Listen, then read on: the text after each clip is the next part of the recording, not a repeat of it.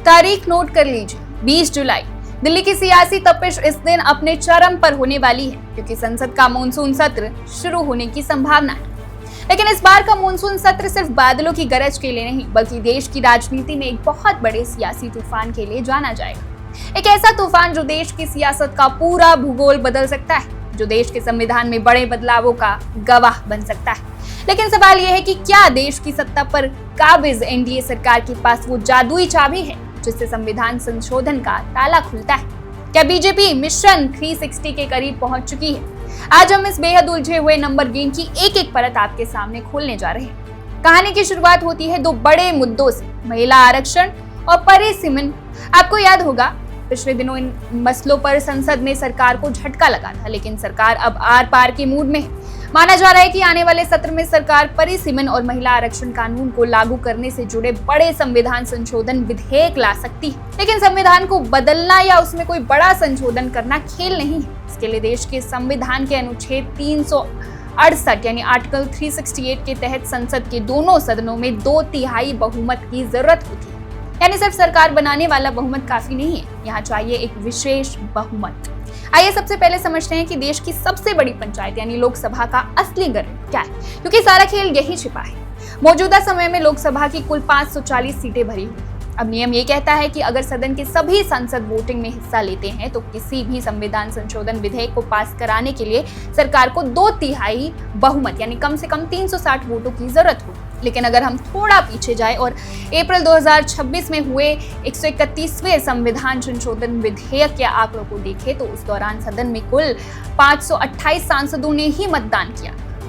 इनमें से 298 सांसदों ने सरकार के पक्ष में और 230 सांसदों ने इसके विरोध में वोट डाला था, जबकि 11 सांसद गैर हाजिर रहे थे।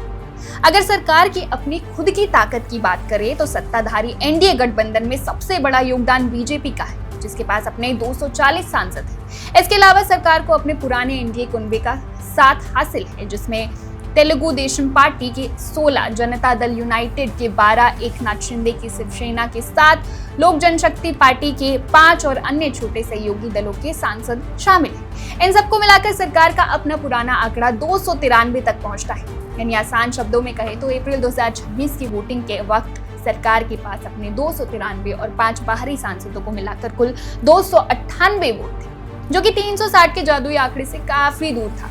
लेकिन अब विपक्ष में हुई हालिया टूट फूट ने इस पूरे समीकरण को पूरी तरह बदल कर रख दिया। राजनीति में जो आज आपका है, जरूरी नहीं कि वो कल भी आपका रहे। हाल ही में विपक्ष को दो बड़े झटके लगे। पहला झटका लगा ममता बनर्जी की पार्टी टीएमसी को, जिसके 20 सांसद बागी हो गए।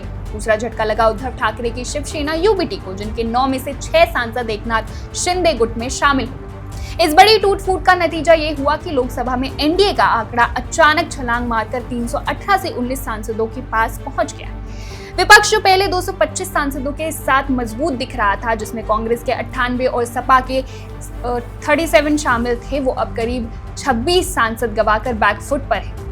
लेकिन रुकिए, कहानी में ट्विस्ट अभी बाकी है। एनडीए 329 तक तो पहुंच गया, लेकिन मंजिल यानी 360 का आंकड़ा अभी भी 41 से 42 वोट दूर है। तो फिर ये दूरी कैसे पटे?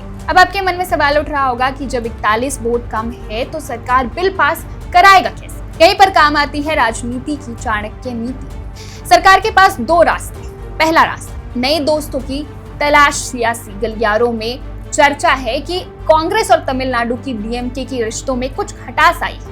डीएमके के पास 22 लोकसभा सांसद हैं। अगर डीएमके कुछ मुद्दों पर सरकार के साथ आ जाती है, यानी कि न्यूट्रल हो जाती है, तो गेम बदल जाएगा। इसके अलावा जगन मोहन रेड्डी की वाईएसआर कांग्रेस के 4 सांसद भी बड़ा रोल निभा सकते हैं। दूसरा रास्ता, वॉकआउट का master stroke.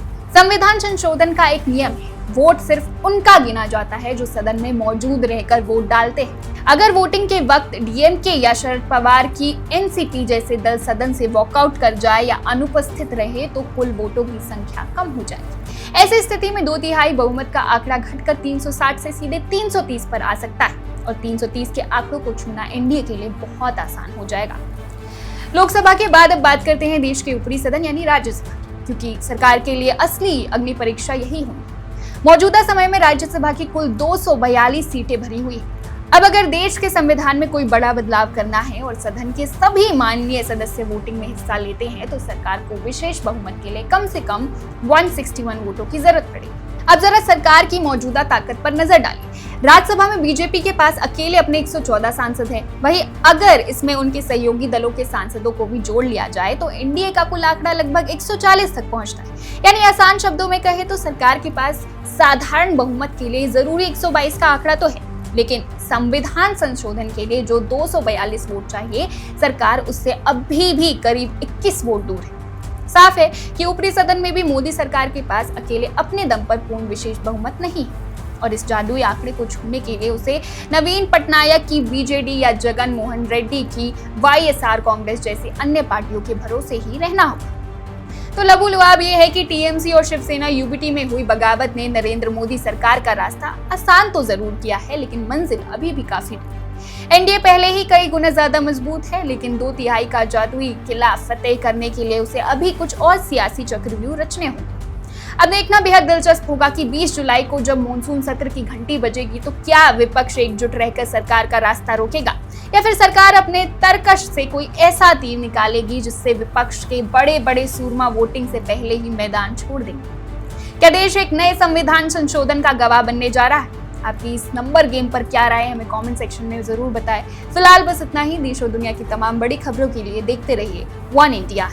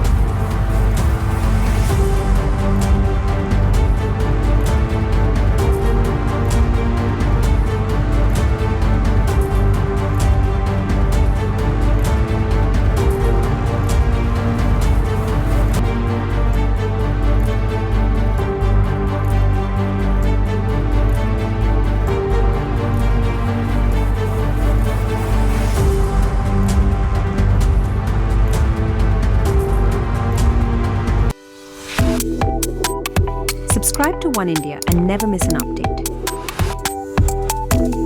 Download the One India app now.